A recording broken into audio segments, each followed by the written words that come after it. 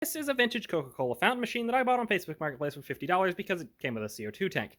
And I'm going to try to get this thing working since I got it. Now, this is a more modern sticker. As you can see, somebody's painted over the original Coca-Cola logo underneath, which kind of sucks. I went ahead and 3D printed this adapter to go from the pin lock connectors for the soda machine to a, faucet, and puts a TPU gasket and a TPU O-ring, and it leaks surprisingly little, and we were able to rinse out these lines. I'll insert a clip of that TikTok right here. Now, if everything works correctly...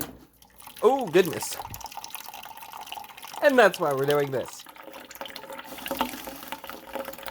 That looks absolutely delicious. And as you can see, these things were pretty dirty, but I also couldn't get this compressor to kick on. So let's dig into this and see if we can get this compressor to kick on. When I bought it, I was told it worked. Or at least the last time I used it, it worked. Now, I did drain the ice bank before I realized that's what that was, because I was afraid of that freezing in my storage, but apparently it's supposed to freeze, so that didn't matter.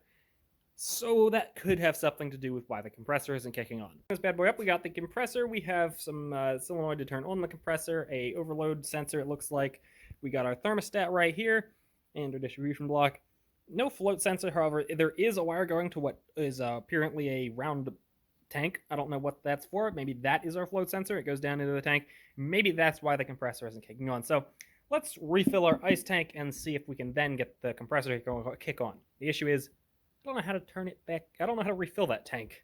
I found the drain hose under here, but I don't know how you fill it yet. The other issue is I somehow lost the cap to this. I mean, technically I can fill the ice tank by just holding this up really high probably, but I have to imagine there's a better way to fill this.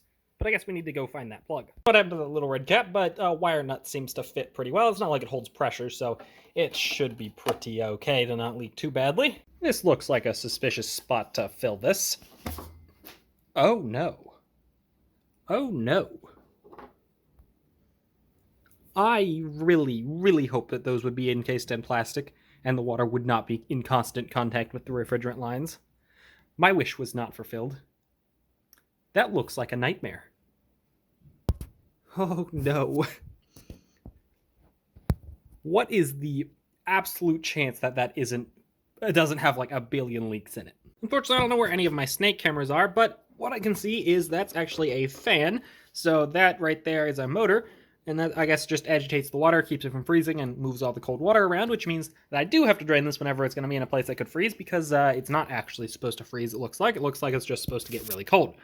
These lines on the outer edge, I believe, are the ones for the actual soda to get chilled, and I believe these inner ones are the refrigerant lines, the ones that are extremely corroded. Hey, look, you can see those lines used to be painted red at one point.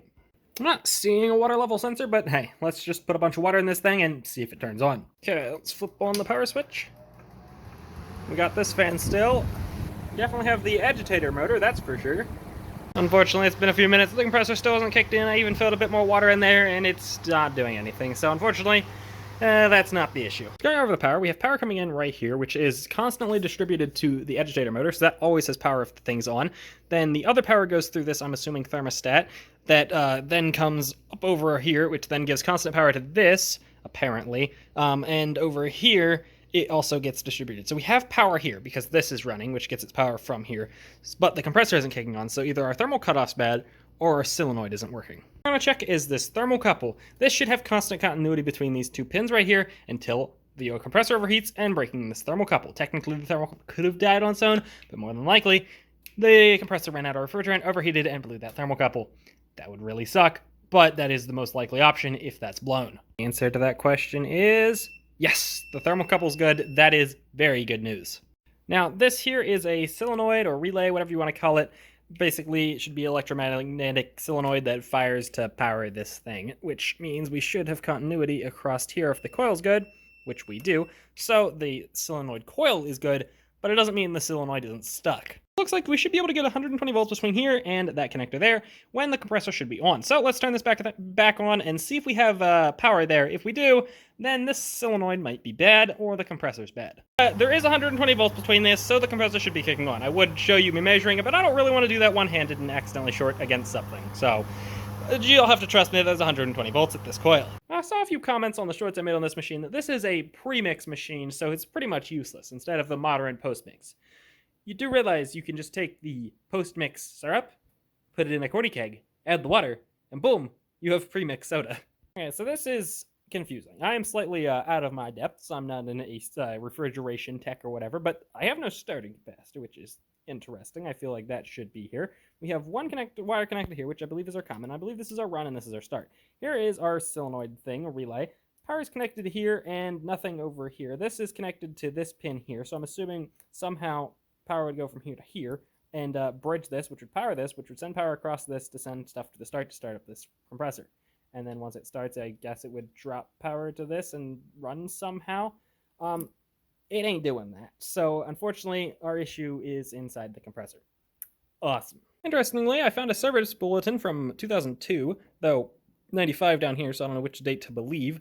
Makes this machine might not be as old as I guessed. I was thinking probably 80s, but it is about these compressors not turning on, and a test kit that you could get to test the compressors.